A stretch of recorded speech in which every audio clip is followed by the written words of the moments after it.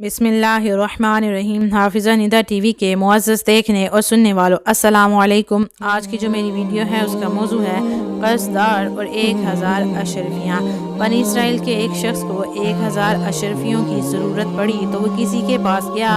उसने कहा कि मुझे 1000 अशरफियों की ज़रूरत है, मुझे कर्ज़ दे दो। उसने कहा कर्ज़ तो मैं दे दूंगा मगर कोई गवाह लाओ जिसके सामने मैं तुम्हें दे दूं ताकि वापसी भी ले सकूं। उस शख्स ने कहा कि अल्लाह का गवाह होना काफ़ी है।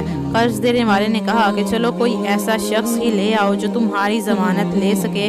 तो उसने कहा कि ज़मानत के लिए भी अल्लाह ही काफ़ी है।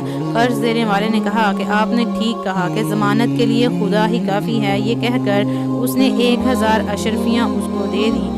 उसने कहा कि अल्लाह को ज़ामन बनाते हुए ये अशरफियाँ आपको दे रहा हूँ, फलां तारीख को मुझे वापस कर देना। वो शख्स अशरफियाँ लेकर कमाने की गर्ज से समंदर पार चला गया। जब मुद्दत पूरी होने के करीब आई तो वो शख्स वापस करने समंदर के करीब आ गया।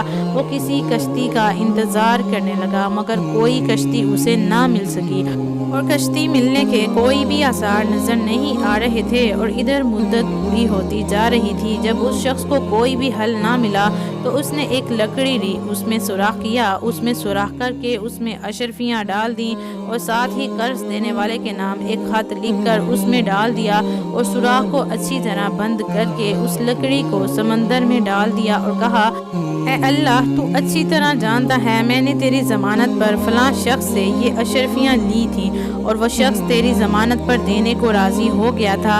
अब चूँकि मुद्दत पूरी हो गई है और कोई कश्ती भी नहीं मिल रही कि मैं उसका कर्ज वापस कर सकूं, अब मैं ये अमानत तेरी सुपुर्द करता हूँ, तू ये अशरफियाँ उस शख्स तक पहुँचा दे। ये कहकर उसने वो लकड़ी समंदर में बहा दी और खुद वापस चला गया।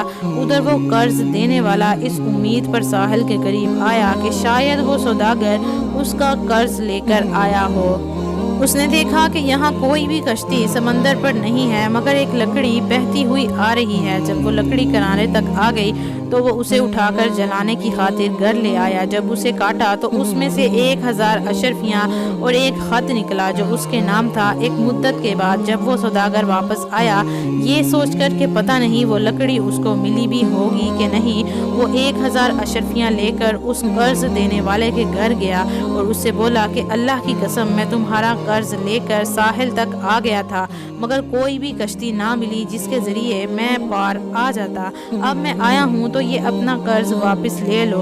कर्ज देने वाले ने पूछा, पहले ये बताओ कि तुमने कोई 1000 अशरफियाँ और एक ख़त मेरी तरफ भेजा था। उसने बोला, जब मुझे कोई कश्ती ना मिली तो मैंने एक लकड़ी में सुराख करके उसमें ख़त और अशरफियाँ रख कर अल्लाह के सुपुर्द कर दिया था कि वो आप तक पहुँचा दे।